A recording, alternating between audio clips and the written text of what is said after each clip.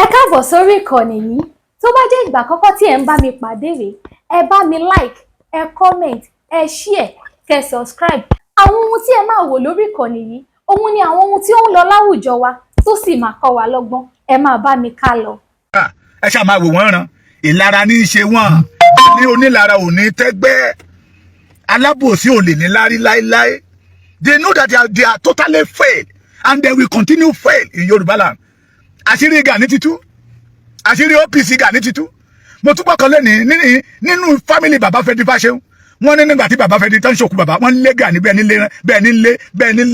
nílé ajá ni. Wọ́n lé lọ́nà méjì in one day. Ní ọjọ́ yẹn ló gba ọ̀wọ̀ lọ. Tán pa gbogbo àwọn tó kó tí lẹ́yìn, tán pa wọ́n nípakúpa lọ́wọ́. Ní ọjọ́ yẹn ló di gáùn ló wọ gáùn, àṣé obìnrin ni. Please, ẹ tún bá mi pé Mrs. Ààrẹ Gani Adam pé àti tó wà lórí studio ṣe gbọ́ mi kò rónú sùn mọ́ torí Sunday Igboho ni bẹ́ẹ̀ ni ikú kíní kan náà ló máa pa akẹ́kọ̀ọ́jù ìrònú ìkòkò ló máa pàjá. Bàbá mi let us enter studio wọ́n jí ní iṣẹ́ mi lọ ní bàbá mi Abdulwasiu ẹ bá mi gba ní iṣẹ́ mi lọ́wọ́ bàbá kọ̀mándà o àti Sunny Adé Òṣùpá Pasuma àwọn tó kó ní iṣẹ́ mi nìyẹn mo yá wọn ní o ẹ bá mi sọ pé kọ́ dá ní iṣẹ́ mi padà. Àwọn ẹni bí tó wá ba ilẹ̀ Yorùbá jẹ́ Gani Adams, Mrs. Gani Adams àtẹ̀yìn àwọn wèrè ìyẹ̀wò gbogbo ìpè tó ṣẹ́ yẹ orí ẹ̀ ló ń lọ torí Sunday Igboho orí ti yín rò ní mo fi ní pé iwájú lọ lọ́kọ̀ yìí wà wá lọ ẹ̀yìn kọ́ lọ lọ́kọ̀ yìí wà Gani Adams and OPC ẹ̀ wọ́n ti wá ọkọ̀ Yorùbá sẹ́yìn tipẹ́tipẹ́ olè ni wọ́n ẹ má pè wọ́n ní Oòduà People's Congress mọ́ ní ti àwọn Gani ni o ẹ má pè wọ́n ní Oòduà People's Congress mọ́ ẹ má pè wọ́n ní olè People's Congress wọ́n Gani ẹja kìí ẹ̀ lọ́wọ́ àwọn bàbá Fẹ́dí Fáṣẹ̀hùn ni fídíò bàbá mi kan wà níbí báyìí màá play ẹ̀ tó bá tẹ̀ jẹ́ títẹ̀ ní wọ́n ti ní ká má play fídíò àwọn ọmọ lórí burúkú yẹ but màá play ti bàbá yìí wọ́n ẹja kìí ẹ̀ ni ó lọ ọwọ́ bàbá yẹn sẹ́yìn wọ́n fi jẹ́ youth leader ló lọ ọwọ́ àwọn bàbá yẹn sẹ́yìn ló lọ ọwọ́ àwọn bàbá yẹn sẹ́yìn so don't call them Oòduà People's Congress anymore. They are only People's Congress. Ojini, the OPC did not belong to Gani. Oji, àwọn èèyàn kan ní kíni Gani fi ṣe mo ní tó bá ti fi Sunday Igboho lọ́rùn lẹ̀ torí Sunday Igboho rí títí ẹ lò. Ẹni tí àwa mọ̀ kó fẹ́ fún ayé bí Nàìjíríà bá tẹ̀ tí bó bá ti jẹ ayé àwa kan mọ́ ayé. Ẹni tó ní rárá òun ò nígbà kan jẹ ayé ọjọ́ ọ̀la Yorùbá. Ẹni tó nínú àwọn ọmọ Yorùbá tó wà lẹ́yìn odi tán fẹ́ wálé tí Fúlàní ò jẹ́ káráyè wálé pé gbọ́ nílé bàbá wọn jẹ́ máa lé ọmọ lẹ́yìn odi níta wàá fi fọ́ fún Sunday Igboho nìyẹn ṣùgbọ́n Gani ń fi àwọn àìmọye ọmọ Yorùbá tó wà lẹ́yìn odi títí Gani ti sọ di aláàbò ara lọ́wọ́ owó gbígbà ẹ̀ ní kúre ẹ̀ tí ì rí nǹkan kan a ṣe mẹ́yẹ bọ̀ ni Sunday Igboho ṣe mẹ́yẹ bọ̀ lápò ni ó jura wọn lọ ìlara ló máa pa yín bàbá wọn Mrs. Gani Adam lóògùn ọ̀fẹ́ o tí ma ti gbárùkọ Mrs. Gani Adam ẹ máa bá mi fi lóògùn ọ̀fẹ́ sí oh sorry Mrs. Ààrẹ Gani Adams lóògùn ọ̀fẹ́ o ó ti ń bèrè approval for good 5 years báwọn ọmọ ẹkọ táwọn ọmọ ẹ sùn nìyẹn ìjọba fún wọn lápúrúfà ẹ wọ ṣe ọwọ́ yín wò aláwọn bàbá yẹn ti mọ̀ wọ́n ti mọ̀ pé amrọ̀bà nìyẹn bìtẹ́yà nìyẹn ẹ̀yin gan kidnapper nìyẹn that is why they did not give the only People's Congress approval to secure wọ́n mọ̀ pé ẹ lè secure ṣebí tẹ̀yìn bá nílé yẹn gan máa fi tọrẹ they know that you can't do it. tẹ bá rántí Yorùbá Security Summit tí àwọn bàbá wa ṣe bí ọdún bí mẹ́ta sẹ́yìn ṣe ọdún bí mẹ́ta ni 2023 mo ti fẹ́ máa sọ̀rọ̀ bí ara Amẹ́ríkà rún lára mi kò ní dá ọmọ àlè ọmọ àtọ̀rìn wà balẹ̀ jẹ́ àwọn ọmọ táwọn bàbá wa gbé bàbá wọn lẹ́yìn tó fẹ́ sọ̀rọ̀ àwọn ọ̀dọ́ ọkọ̀ mọ́ wa lọ́wọ́ wá ba ilẹ̀ wa jẹ́ ilẹ̀ máa mú gbogbo yín lẹ́yọ kọ̀ọ̀kan ilẹ̀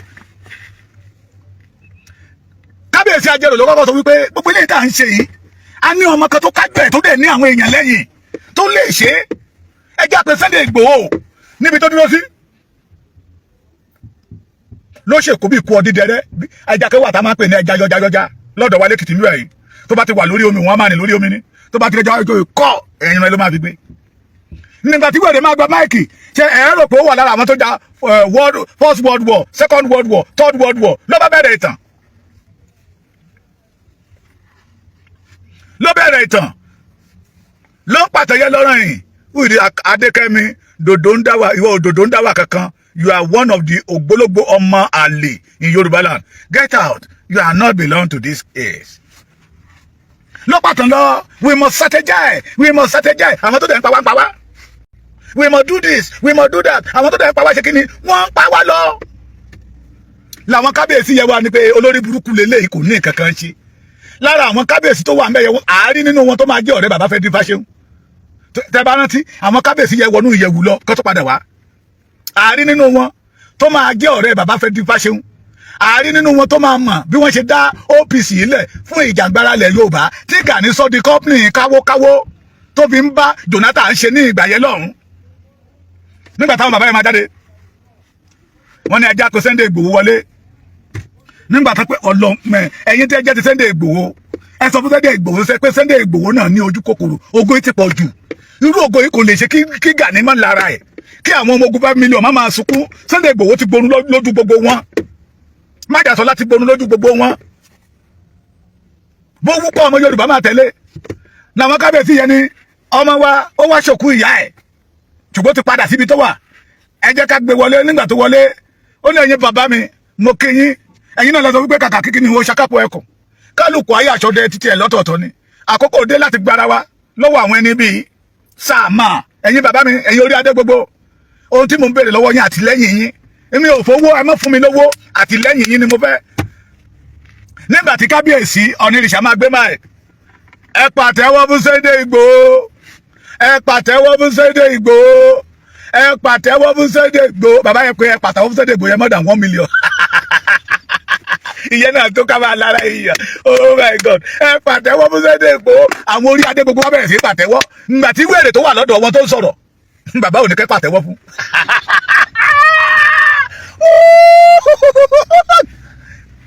Ẹ pàtẹ́wọ́ fún Sunday Igboho. Làwọn ọba yẹn bá korí wọn forí korí pé lóòótọ́ tá a bá wò lóòótọ́ ọmọ yìí ó ti ṣe rí torí ẹ̀ náà fi lé sẹ́yìn odi. Ń tó dẹ̀ fi rí lé sẹ́yìn odi ní pé àwa kábíyèsí àwa àgbààgbà ìlú àárí gẹ́gẹ́ bí pé iṣẹ́ ló ṣe ń gbà ẹ́ lọ. Nígbà tá a dún máa dé ọ̀dọ̀ bàbá wa Ọ̀nìrìṣà tí Sunday Igboho ní mo ti bú ọba lẹ́yìn mo wá fẹ́ fẹnu mi lọlẹ̀ lọ́wájú bàbá mi. Ẹ̀gbọ́n tí Ọ̀nìrìṣà sọ ni Sunday làbá tún kó fídíò yẹn síta níbi tí Gani wà. Ó fẹ́ ní high blood pressure ẹ̀jẹ̀ rírus. He want to have ẹ̀jẹ̀ rírus torí ìlara that you know that gbogbo àwọn tó fi cover nínú OPC tó lò tó fi betray bàbá Fẹ́mi Fáṣẹ̀hùn wọn ti kú lẹ́yìn ẹ̀. Abẹ́rẹ́ ti bọ́ lọ́wọ́ adẹ́tẹ̀ Gani ó dẹ̀tẹ̀. He cannot offer the Yoruba anything because ntẹ́ ni Yorùbá ní ènìyàn fi tọrọ ẹ̀bùn yàn. Ẹ gbọ́ lẹ́nìí approval tí Gani ti ń wá more than 5 years. Àwọn bàbá yẹn gẹ́gẹ́gẹ́gẹ́ ló wá sọ wípé Sunday Igboho la fẹ́ lò. Ẹ mọ̀ gbà gbogbo gbé ọ̀rọ̀ iṣẹ́ lọ là ń pariwo nígbà tí bàbá Ládọjà lé pé Bọ́lá Ahmed Tinubu yọ̀ǹda ọmọ ìfún mi. Security tó lọ́ fẹ́ ṣe yẹ jágbe fún. Ẹ mà bí bàbá wa Bọ́lá Ahmed ṣe máa sọ̀rọ̀. Ẹ dẹ̀ rò pé ọmọ yìí mi sọ ti tèmi ni o mo fẹ́ máa fọ ìkú bí ti bàbá Bọ́lá Ahmed Tinubu ẹ̀gbọ́n kábíyèsí Olúbàdàn mi ní mi sọ ti tèmi ǹjẹ́ ẹ lè pẹ́ ọmọ yìí kájú ẹ̀ ó kájú ẹ̀ awọ ẹ̀ kájú ìlú ok ṣé ẹ rò pé ó lè fún wa níbi 50,000 tó kéré tó bá ti lè mú wa ní kó lọ bẹ̀rẹ̀ iṣẹ́ lórí ẹ̀ is more than 50,000 ní bàbá Bọ́lá Ahmed bá bu ọwọ́ lù because they see the quality of the vision. They see the quality of original. They see the quality of authentic. They see the quality that's not adalus. Ọmọlúàbí lára Sunday ọmọdé Yẹmọ Ìgbòho ìṣà. Òun lẹ́bi rí wọ́n tó kẹ́yìn sí tàtọ́ fi sunkún kiri. Èrò ọkàn wọn ni Sunday Igboho kò bá àwọn Àgbẹ̀kọ̀yà ṣe, kò bá àwọn ọ̀tá ṣe, kò bá àwọn fìjìláńtẹ́ ṣe. Mo ní ẹ ti ṣí àwọn Àgbẹ̀kọ̀yà ń bẹ lẹ́yìn Sunday Igboho, àwọn ọ̀tá ń bẹ lẹ́yìn Sunday Igboho, àwọn fìjìláńtẹ́ ń bẹ lẹ́yìn Sunday Igboho, àwọn OPC bàbá Fẹ́mi Fáṣẹ̀hùn ń bẹ lẹ́yìn. They are the real OPC, New Era, Reform. They are the real OPC, Oòduà People's Congress. Àwọn tó wà lọ́dọ̀ Gani olè People's Congress ẹ má fojú pojú àwọn yẹn kọ́ fún lápúrúfà wọ́n wá fún olè lápúrúfà wọ́n wá fún jẹgúdújẹrá lápúrúfà wọ́n wá fún bìtẹ́yà lápúrúfà ọ̀dàlẹ̀ lọ̀dàlẹ̀ ọmọ jẹ́ abẹ́ ẹ̀gbọ́n mi bí ọ̀dàlẹ̀ lọ̀dàlẹ̀ ọmọ jẹ́ ọ̀dàlẹ̀ lọ̀dàlẹ̀ ọmọ jẹ́. àwọn bàbá yẹn wá rí pé Sunday Igboho kájú ẹ̀ Sunday Igboho kájú ẹ̀ ìwọ tó sọ wípé ó yẹ Ààrẹ Ọ̀nà Kakanfò tó jẹ́ ó ju oyè ọba bòmíì lọ torí pé àwọn dìdìrì tó ti kó oríṣiríṣi ilẹ̀kẹ̀ wọn mọ̀ pé àwọn ló ń kó sí wọn lọ́rùn wọn rò pé ilẹ̀kẹ̀ ni ká dáa fún gbogbo yín ẹ ṣe máa wò wọ́n ràn ìlara ni ìlara Sunday Igboho ni ọrùn ebè ní àparò òkú sí it is because of Sunday Igboho lẹ́ẹ̀fín ní sinmi ẹ̀ẹ́dẹ̀ lé ní ẹ lè ní kẹgbà forí no ẹ lè ní who is Gani mo ní àwọn those people who are following him today they are baby OPC mo ń tẹnu mọ́ they did not know anything about OPC ìtàn irọ́ ìtàn ìkẹ́ni Gani pa fún wọn làwọn náà wà rò pé àwọn ti wà arrive ikú òjijì ní gbogbo yín máa kú tẹ́ bá fi ilẹ̀ Yorùbá lẹ̀ nínú Sunday Igboho ẹjọ́ ní comment section mo fẹ́ kẹ́ sọ títọ́ ọ̀rọ̀. Yes, the OPC reform in Ogun State, Abeokuta are the real OPC. There, leader discover full support for the mo mọ̀ wọ́n fẹ́ mo àwọn nígbà tí wọ́n ṣe meeting ru ẹkùn àwọn reform wà ń bẹ àwọn níwẹ̀rà wà ń bẹ àwọn tí bàbá bẹ́ẹ̀ ti bá ṣe wà ń bẹ àwọn Yorùbá lẹ̀ Yorùbá jẹ́ question tí mo fẹ́ béèrè kẹ́ bá mi kọ sí comment section nínú Sunday Igboho ọ̀kan lọ́mọ of Yorùbá land ojúlówó ọmọ of Yorùbá land àti ààrẹ Chief Mrs. Gani Adam ta ló fẹ́ balẹ̀ Yorùbá jẹ́ náà méjèèjì ta ló ń domi àlábẹ́ alẹ̀ Yorùbá rú ta ló ń lànà fúnfún lànà láti máa pa wá lọ ta ni ò jẹ́ kí ìran Yorùbá ó ní ìfọ̀kànbalẹ̀ ẹ bá mi kọ́ nínú Gani Adams àti Mrs. Gani Adams àti Sunday olóyè Ìgbòho ta ló fẹ́ dalẹ̀ Yorùbá rú kẹjẹ kájọ mọ̀ àní wọ́n ti jẹ́ tán àṣírí wọn ti tú afẹ́fẹ́ ti fẹ́ àti rí fùrù adìyẹ wọn ò rí nǹkan kan ṣe mọ́ náà fi ń pariwo approve lẹ́tà tó kọ sí àwọn gómìnà ẹgbọ́ ṣé lórí burúkú lè kọ lẹ́tà sí ní kẹ́yìn náà kẹ́ẹ̀dá lóhùn ok àwọn méjì ti sọ sí pé Gani Adam ẹjọ́ tó bá jẹ́ Gani Adam ẹ má bá mi fi Mrs. sẹ́yìn ẹ̀ Mrs. Gani Adam bí bàbá mi Adéwálé Abdulwasiu ṣe kọ́ Mrs. Gani Arikuyeri níkẹ́ tó fẹ́ dalẹ̀ Yorùbá rú bí 5 years ago tí Sunday Igboho ò sí nílé wọn ò rí kankan ṣe wọn ò sọ pé àwọn lè ṣe Sunday Igboho dé wọn ló ń ṣe drama ni ó ń ṣe tíátà ni ó ń ṣe kinní kan ni ó ń ṣe content ni ẹ̀yin náà ti ẹ̀ ṣe kan wọn ò rí kankan ṣe ẹ̀gbọ́n ta ló fẹ́ dalẹ̀ Yorùbá rú ta lọ mọ ọkọ ta lọ mọ àlè ta la tọ̀hún rìn wá bàbá mi àpèsìn Ọ̀tẹ́dọ́lá màá bá yín jà o ẹ kọ orúkọ yẹ dáadáa Mrs. Ààrẹ Gani Adams ọ̀kẹ́ pè ní Mrs. Ààrẹ Ganiyat Adamu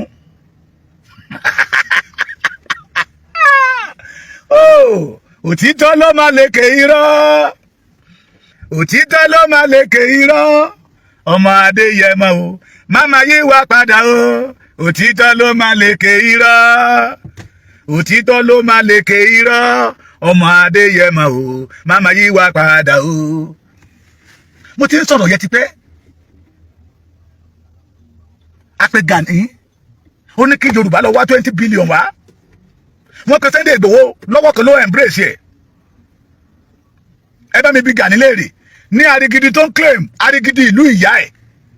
ẹja máa sọ bẹ́ẹ̀ ká máa là á Arigidi ìlú ìyá ẹ̀ bandit máa ń jí wọn gbé bẹ́ẹ̀ Gani ò máa lọ bẹ́ẹ̀ èyí tó lọ láàsì ó lọ bọ́ bá ṣe ọdún ìjẹsùn nígbà tó jẹ́ pé òun àtọ́ba yẹ pàdípàdé ni wọ́n tẹ́ ẹ bá rántí nígbà tí TB Joshua wà láyé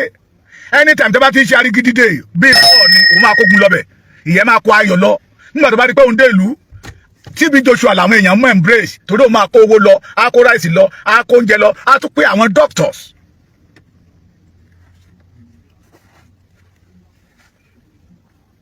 but Gani máa kógun lọ́bẹ̀ ni ẹ bá wa bẹ́ẹ̀ kó náà lọ ṣe content ní Arigidi tó bá jẹ́ pé lóòótọ́ torí Yorùbá máa sọ pé ọmọ ìyá dùn wọ́n ní kókó bí ogún bàbá gbẹ̀dẹ̀ bí ogún ìyá ó yẹ kó ṣe nǹkan tó dáa sí ìlú ìyá ẹ̀ ní Arigidi but irọ́ ni ẹ lọ bá wa bẹ́ẹ̀ kó náà tiẹ̀ lọ ṣe drama kó lọ ṣe fíìmù olórí burúkú ó wá approve àkiri ọmọ àlè ọmọ ìrankíran Sunday Igboho ní problem ẹ Sunday Igboho ṣé ìwọ nìkan náà gbé láyé fún ni ìwọ nìkan ni approve àti bàbá ọmọ Mrs Gani Adam ti wá láti bí ọdún 5 ìwọ wá dé ìwọ náà ti approve ẹ ṣé ìwọ nìkan náà dálé ayé fún ni bó tiẹ̀ ṣe oògùn òkìkí ó dẹ Sunday Igboho ni o Sunday Igboho tí Gani ò bá rí tọ̀tọ̀ Sunday Igboho ni òjò rí tọ̀tọ̀ o tí Gani tó bá sùn tó ní kò lọ́jú tójú òòlà Sunday Igboho ni òjẹ́ kójú Gani ó là o tó bá ní kó gbọ́wọ́ tí ò rọ́wọ́ gbé Sunday Igboho ni òjò rọ́wọ́ gbé o Gani bẹ́ẹ̀ yàgbẹ́ kò rí gbẹ́yà ẹ bá wa pé Sunday Igboho ni o ó wọnú mọ́tò ẹ̀ òkìkí mọ́ Sunday Igboho ni ẹ ti ya wèrè ìrònú ìkòkò ló máa pàjá ìrònú Sunday Igboho ló máa pa yín ẹ rọmọlọmọ ó kàn yọǹgì sí lójoojúmọ́ ni kò ní ti yín rò ìrònú ìkòkò ló máa pàjá bọ̀bọ̀ àfàsínú yẹn burú ó ní mo mọ̀ wọ́n máa ní ọmọ ìrankíran ni ọmọ olórúkọ ńlá ló bí ọmọkùnrin yẹn lọ́wọ́ ó dárúkọ bàbá ẹ̀ àfà ìmáàmù gidi tó lórúkọ lọ́wọ́ tó lórúkọ gidi ọmọ oníbíbí ló fi kalára ọmọ oníbíbí ni àfàsínú tó sọ̀rọ̀ yẹ pé gáùn náà fi escape aṣọ obìnrin náà fi escape Gani kò lọ́wọ́ ọmọ yẹn oníbíbí ni ọmọ ọkọ tún ni ìlà ọ̀wọ̀ ó ń bẹ lọ́wọ́ ẹ̀ ìlà kan máa wọn ọ̀wọ̀ máa kọ sọ́wọ́ ó ń bẹ kẹ́ lè mọ̀ pé kì í ṣe kó jáde ní family kan ṣá original authentic ọmọ ọkọ ni ní àfàsínú tẹ́lọ̀ ń tẹ́tì Mrs Gani àtàwọn ọmọ ẹ̀ òfò lẹ́ máa ṣe òfò lómi ẹ̀fọ́ ṣe òfò lẹ́ máa ṣe gbẹ̀yìn àjọ́nàdì nísìmí lórí ọ̀rọ̀ Sunday Igboho ẹ̀ ní nísìmí àyàfi tí Sunday Igboho bá rí ti yín rò ọmọ ọlọ́mọdé rí ti yín rò ṣáàtì ẹ̀mọ̀ pé èèyàn kan jẹ́ Gani àfìgbà tó kẹ́yìn yẹ̀yẹ́ ẹ máa kékú lórí ọ̀rọ̀ Adéyẹmọ ni àwọn àgbààgbà ilẹ̀ Yorùbá mọ̀ all the government Yorùbá they can never approve the Gani torí wọ́n mọ̀ pé number 1 ó ní ìgbéraga number 2 ọlọ̀tẹ̀ ni number 2 ọ̀dàlẹ̀ ni number 3 àgbá òfìfo ni kó tí ò ní kankan tó jẹ́ pé ẹnu ó kàn fẹ́ máa fi Yorùbá powó ni àwọn gómìnà ẹ ti mọ̀ that is why ṣe Dr. Dàpọ̀ Abíọ́dún gómìnà Ògùn state ṣọkọ Sunday Igboho nígbà tí Sunday Igboho lọ́bẹ̀ ó kàn sọ pé ta bá rí èèyàn bíi Sunday Igboho dẹ nígbà tó ń wà láyé wọn ò ní fẹ́ lomi ṣeun ó bá gba Ògùn state lọ ṣé kò gbóríyìn wá ìwọ nìkan ló fẹ́ máa gbóríyìn ìwọ náà ẹ tẹ̀ ṣe títí yín èyí tẹ́ fẹ́ lọ ṣe ní Kwara ń jọ wọn àná àbùkù kọ́lẹ̀ bá bọ̀ ń bẹ̀ olórí orúkọ ọmọ tápà ó ló fẹ́ lọ fọba Yorùbá jẹ ní Kwara state wọ́n nà bí wèrè wà láìtàláì ṣòkòtò ẹ̀ bọ́lọ́nà kò dúró mu ọlọ́run mọ̀ jẹ́ ìṣìwàwù ìwé tọ́lọ́run bá ti fẹ́ padà lẹ́yìn èèyàn á gba ìwà lọ́wọ́ ẹ̀ á wá gbẹ̀mí ìlara yẹn fún á wá máa ṣì Gani ti ṣì àtàwọn ọmọ ogun ẹ̀ làṣírí yín fi ń tú òun fẹ́ lọ fọba ọba Yorùbá jẹ ní Kwara tán mú ṣòkòtò ẹ̀ bọ́lọ́nà kò lè dúró mu ló fẹ́ tẹ̀pọ̀n ń lu ẹ̀pọ̀n báyìí lọ́gbẹ́ lábàlábàlábà bí bàbá yẹn ṣe sọ ó lè sáré ju ehoro lọ ó sáré ju rélùwé lọ kò fi parọ́ mọ́ ìpàkọ́ Gani là ń wò lálálálálálálá tó ń lọ bí rélùwé yẹ̀yẹ́ ẹgbẹ́ ọ̀rọ̀ tí bàbá yìí sọ kẹ́ ẹ gbọ́ sókè àwọn tó lè sọ̀tọ̀ OPC rèé àwọn tó mọ nǹkan tó ń pè ní OPC tó lè sọ nípa OPC. ayé tí gbogbo wa ni kó máa gbọ́dọ̀ bàjẹ́ ó dọ̀wọ́ yín torí kò sí gbòmíràn tí a lè lọ àjò lè dà bí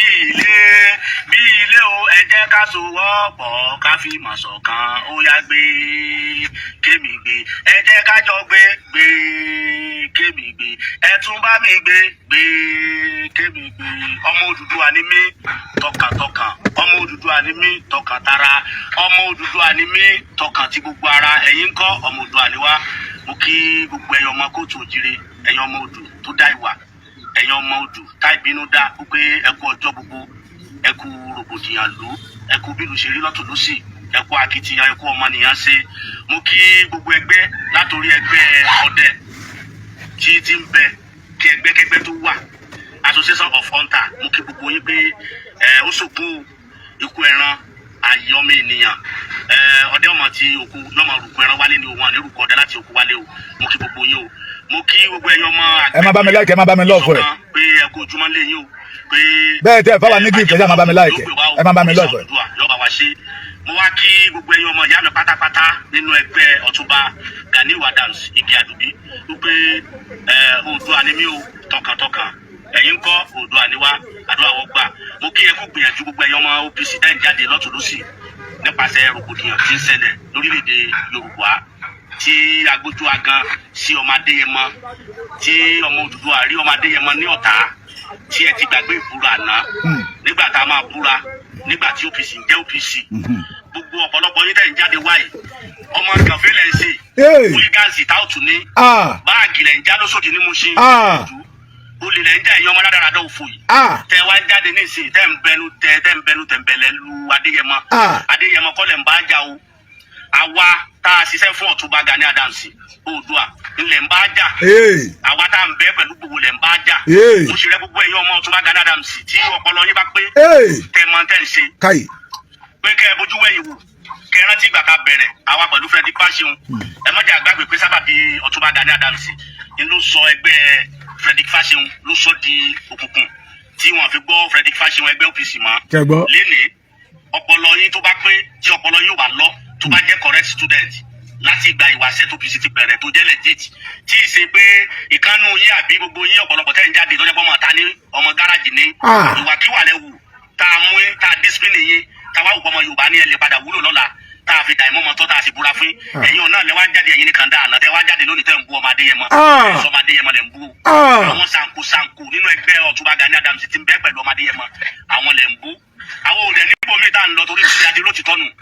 torí arántí pé kì í ṣe Ọ̀túnba Gani Adams la búra fún arántí pé Odùduwà la búra fún nígbà tí OPC ń jẹ́ OPC níbo lẹ́yìn wà láyé bàbá gòdògòdò láyé master láyé gbọ́dọ̀gì láyé bàbá kàbí níbo lẹ́ wà láyé Olúmídé láyé tí wọ́n kú ọmọtàjú Adébísí ní gbogbo Àlímọ̀ṣọ́ níbo gbogbo ẹ̀yìn wà láyé Ẹrúpọ̀ ìfọ̀nùtà gọ́ọ̀mẹ̀ntì tí Ẹrúpọ̀ tó jẹ́ kọ́nẹ́tọ̀ ní Ìsàgá Kùtà Jùwọ̀n gbogbo àwọn bàbá bẹ́ẹ̀ bọ́ra lágbàdo ní Ṣàngó níbo ni gbogbo wọn wà ètò òwò ló fi ṣiṣẹ́ fún wọn. ṣé ẹ rí pé orúkọ Gani ò jáde bẹ́ẹ̀. sínú ìlànà ìkílọ̀ Ọ̀túnba Gani Adams ṣe tẹ wá fọ́sí tàbí iná wẹ́dà tẹ ń bú Adéyẹmọ lẹ́nì tẹ ń gbé ọmọ ṣe oore wo nípa OPC ṣe fún àwa tá a jìyà tá a jìṣẹ́ ní OPC àwa náà fẹ̀mí ara wa lélẹ̀ àwa inbox ẹni tó bá yé lóye o àwa mọ iye àwa inbox yẹn ó ti yé ẹ̀yin tẹ́ bá jẹ́ student tẹ wà legit ní OPC àwa ṣiṣẹ́ o àṣìṣe àṣẹ Ọ̀túnba Gani Adams ni àdẹ̀jẹ́ kọ́bọ̀ ìrìn níbẹ̀. alánìkànjẹ́ ni. àwa sì ṣàdéhùn fún Odùduwà pé Odùduwà la búra fún gbogbo ẹ̀yin tẹ́ ń jáde ní ìsìn èso Odùduwà lẹ búra fún Gani Ọ̀túnba lẹ búra fún. ó tán. tó bá dẹ̀ búra fún Ọ̀túnba Gani Adams ló máa sọ̀rọ̀ against tí wọ́n bá ń ṣe tó bá fẹ́ fọ́lẹ̀ Oòduà. ó tán. mo fẹ́ kí gbogbo yín kẹ́ ẹ pé tí yín wálé kò sí nǹkan kan tí OPC ṣe fún bá Olúmídé lọ́nà pápá mbẹ̀yẹn ibẹ̀ láti òkú ẹ̀gbọ́n Olúmídé sí kò sẹ́ni kankan tó béèrè nǹkan kan mọ́ lẹ́yìn ìgbà náà ọ̀gá mi bàbá Kàfídà lágbàdo crossing lágbàdo òkè. Oòduà yìí ti gbogbo wa. ìyẹn náà tó ṣe gbọ́rọ̀ ẹ fi wọ́n pásítọ̀ yìí náà ṣe ti gbọ́rọ̀ ṣe gbọ́n tí pásítọ̀ yẹn sọ lára àwọn ọmọ gànfẹ́ mo fẹ́ ṣe òfídíò lára àwọn ọmọ àwọn táwùtù tó máa ń já báàgì lóṣòdì lára wọn rèé òun rèé ẹ̀dá lè mọ̀ ṣe rí báàgì ló ń já lóṣòdì lára àwọn táwùtù àwọn ọmọ ta ṣe rí.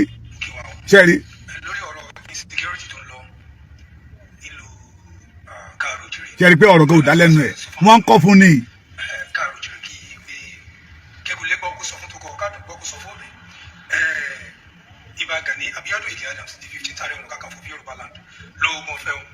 ṣe rí pé wọ́n ilé ti ponú ó ti pò. láti gbógun ti ìwà bàjẹ́ láti gbógun ti gbogbo àwọn ọ̀rọ̀ insecurity tó ń ṣẹlẹ̀ ní ìlú Káàárọ̀ Oòjíire ṣùgbọ́n gbogbo àwọn tó jẹ́ gómìnà wa ní ilẹ̀ Yorùbá tí wọ́n kọ ìwé sí ibi kí wọ́n ṣe ìfọwọ́sowọ́pọ̀ pẹ̀lú àwọn láti ṣe ìmọ́tótó àti láti ṣe ìmọ́tótó nínú gbogbo inú igbó wa àti ní gbogbo agbègbè ilẹ̀ Yorùbá wípé kí àwọn ṣiṣẹ́ pọ̀ pẹ̀lú àwọn agbófinró lọ́lọ́kan-ò-jọ̀kan ní gbogbo àwọn security agencies wa tó wà nínú Nàìjíríà which is registered and which is constitutionalized ti pé kí láti jọ ṣe iṣẹ́ àwọn tí constitution Nàìjíríà tó gbà láàyè. ẹ jọ̀ọ́ bó lẹ ṣe lọ́dọ̀ bọ́ yìí sí ṣé lè wà nọ́mà ẹ má bá mi kọ sí comment section ìdájọ́ ṣé ń gbọ́. òfurufú àti bẹ́ẹ̀ bẹ́ẹ̀ lọ àjọ DSS wà ń bẹ̀ pẹ̀lú àjọ NDDC Ìbà Gani Adams wọ́n béèrè fún àṣẹ láti ìjọba federal government state government àti àjọ lọ́balọ́ba pátápátá nílẹ̀ Yorùbá ṣùgbọ́n ṣe wá láàánú láti bí ọdún bíi márùn-ún sẹ́yìn tí Ìbà Gani Adams ti ń kọ ìwé láti ṣe iṣẹ́ tí elédùn àgbélé wọn lọ́wọ́ ṣùgbọ́n gbogbo àwọn governors wa nílẹ̀ Yorùbá tó jẹ́ pé àwọn chief security officer state kankan wọn kọ tí ọgbọ̀n sí lẹ́tà tí Ìbà Gani Adams Ààrẹ Ọ̀nà Kakanfò tilẹ̀ Yorùbá tí wọ́n kọ sí wọn wọ́n dẹ̀ ṣe kọ́ lẹ́tà sí àwọn governors yìí náà send reminder wọ́n yìí send reminders fún wọn wọ́n kọ́pì àwọn ọba lọ́ba àwọn bíi bàbá wa Onírìṣà bàbá wa Láàfin bàbá wa Lákẹ́ Òfìlẹ̀gbá bàbá wa ẹ ti lílẹ̀ tọ́wọ́ láti ṣẹ̀gbọ́ kò tó dárúkọ wọn ẹ ti ní pé lóòótọ́ tọ́ọ̀gì lélẹ́yìí kò dárúkọ àwọn ọba yẹn mọ̀ ṣẹ̀gbọ́ frustration ni ẹ wojú ẹ dáadáa ẹ rí pé frustration yẹn wà ń bẹ̀. ṣẹ̀gbọ́. àwọn ọba ńlá jàgọ̀jàgọ̀ ńlẹ̀ Yorùbá gbogbo wọn náà wọ àwẹ̀ sí ṣùgbọ́n ìjọba ò fún wọn láyè ìjọba ò dá wọn lóhùn ìjọba kò tí ọgbọ̀n sí ọ̀rọ̀ security ìyẹn ò dẹ̀ ṣe wàhálà àsọpọ̀ ọmọ tó bá ṣe bá. ṣẹ̀gbọ́ àwọn ọmọ Yorùbá lọmọ tó bá ṣe bá. ọmọ àtọkọ wa balẹ̀ jẹ́ kan ṣẹ̀gbọ́. tó pẹ̀lẹ́ ní Sunday Igboho ó bọ́ síta ó kó àwọn bloggers bọ́ síta kó máa bú Ìbà Gani Adams ṣẹ̀gbọ́. kó máa bú wọn kó máa pọ̀ wọn lórúkọ burúkú ẹ wá gbẹ̀yìn ọmọ Yorùbá ní tilé tókó lẹ́yìn odi Ìbà Gani Adams the 15th Ààrẹ Ọ̀nà Kakanfò of Yorùbá land lóògùn ọ̀fẹ́ o wọn ò ní jáde láti lọ ṣèkọlù. we don't need him we did not need her we did not need her nílò ìyá yín Ganiyu Adamu ẹ ti máa dààmú pọ̀ ni. mo ṣe ti ààrẹ Abíọ́lá tí bàbá fi lọ rí ẹ̀wọ̀n yìí tí bàbá fi kú sínú ẹ̀wọ̀n irú ẹ̀wọ̀n ìṣẹ̀lẹ̀ ní àsìkò ayé Ìbà Gani Abíọ́dún Ìgè Adams the 15th Ààrẹ Ọ̀nà Kakanfò of Yorùbá land wọn sọ pé kí àwọn ọmọ Yorùbá kí a máa ti alágbára wa pa wọn sọ pé kí àwọn ọmọ Yorùbá ká máa dẹ̀yìn lẹ́yìn alágbára wa ẹ ṣe láì sí àpúrúfà Ìbà Gani Adams OPC wọn jáde láti ṣiṣẹ́ kankan ẹfun alábẹ fún Ìbà Gani Adams lápúrúfà kí ẹ wá wo nǹkan tí elédùn àfẹ ti gbà tí ọwọ́ Ìbà Gani Adams ṣe ẹ̀yin tọ́bi security nílẹ̀ Yorùbá títẹnukọ́ kúròfò àgbà òun ló máa ń pariwo ìtọ́ba lóminú kò kí pariwo results that need kò ń ṣariwo kò ṣe trending lórí social media so ìwọ náà Ìgbòho fẹnuwó gate fẹnugbàlẹ́sùn àrùn gbogbo jẹ lórí kò sí nǹkan tó wọlé tí wọ́n wọlé. ìrònú ìkókò ló máa pa jáde ìrònú sẹ́dẹ̀ ìkókò ló máa pa wọ́n ẹ̀yin náà ti gbọ́ ṣẹ́rí Ọlọ́run ti ń la ojú ọ̀pọ̀lọpọ̀ nù wa Ọlọ́run fún wa lójú ká lè fi ríran ká má bàa wọnú kòtò lọ Ọlọ́run wá fún wa létí ká lè fi gbọ́ràn kí àwọn ẹni bí tán bá ń sọ̀rọ̀ ká lè gbọ́ ṣe gbọ́ mi àti mọ ọ̀nà àti mọ ojú ọ̀nà àti mọ àwọn corruption àti mọ àwọn tó jẹ́ pé olè náà fẹ́ fi ràn Yorùbá jà àti mọ àwọn alábòsí àti mọ àwọn onílara ẹ fi wọ́n lẹ̀ o ìlara yẹn ló máa pa wọ́n ẹ ṣe jẹ́ káwa máa tẹ̀síwájú ẹ̀yin tí mo rí èèyàn tí Gani jẹ́ lénìí ọ̀pọ̀lọpọ̀ ìtàn ló wà nílẹ̀ rẹpẹtẹ ṣé bí wọ́n ṣe lè lọ lọ́wọ́ tó wọṣọ obìnrin ní ká sọ ni bí wọ́n ṣe lè dànù nígbà tí wọ́n ṣòkú bàbá Dr. Frederick Fasehun ní ká sọ ni àbí àwọn bẹ́ẹ̀ tó wà nílẹ̀ tó jẹ́ bìtìrìyà ni ṣé bó ṣe lọ sí Europe tó lọ da àwọn ọmọ Yorùbá tó wà níbẹ̀ tó lọ da àwọn ọdún torí owó tó ti da ẹgbẹ́ lẹ̀ táwọn yẹn ti ń ṣẹgbẹ́ pé àwọn fẹ́ máa fi ṣe ìrànlọ́wọ́ fún ìran wọn tó ní dandan wọ́n gbẹ́dọ̀ fi oúnjẹ president ibẹ̀ pé a ti ń ṣẹgbẹ́ èkó tó dé we have already have president ǹdí ó lè tètè lè fi ẹjẹ ní ká fi ẹjẹ petrol òun ní ká fi oúnjẹ live petrol ẹgbẹ́ bàbá ìwà ń bẹ́ o ìlú tá a bá ti fi àjòjì ṣe olórí ibẹ̀ irú ìlú yẹ kì í tòrò ẹgbẹ́ tí àjòjì bá ti jẹ́ olórí wọn bí wọn ò bá ya olè wá yan kàńdá rẹ̀ sí alábàjọ ẹgbẹ́ ọ̀rọ̀ tí bàbá yẹn sọ ó ní nígbà tí OPC wà tó OPC ń ṣiṣẹ́ àwọn ọmọ gànfẹ́ àwọn tọ́ọ̀gì tó ń já báàgì gbà lóṣòdì ní Mùṣín ní Bàrígà lágbàdo crossing ní Agége ní Ìkẹjà ní Ọjọ́ta ní Island ní Ìjẹ̀ṣà ní Sùúrùlérè ní Ojú Ẹlẹ́gbà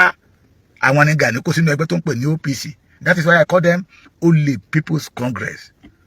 ìrònú ìkòkò Sunday Igboho ló máa pàjá wọn mo kí yín pé kó ojúmọ́ ìní ọjọ́ ajé kí gbogbo wa jọ rí ajé jẹun ní kàbùkù bíi ti Gani o aṣọ yìí ò ní fàyà bíi ti Gani o mọ̀ ní tẹ́lẹ̀ àwùjọ bíi ti Gani ní jẹ́ ìkorò ní mọ̀ ìkorò ògo yín ò ní wọ mi bí ògo Gani tẹ́ ẹ bá ti fẹ́ kí gbogbo nǹkan tí mo ṣe ìṣẹ̀lẹ̀ ẹ má dalẹ̀ o ẹ má dalẹ̀ ẹni tó gbé yín sókè o torí Gani àkàbà tó gbé gòkè ó ṣẹ ó fi bí iṣu bàbá Dr. Frederick Fasehun èrè ẹ̀ ló ń jẹ lọ́wọ́ yìí ọmọ Yorùbá ẹja alájú wa Gani is part of enemy. ẹ bá nídìí ìgbín tó gbẹ dáadáa. God bless.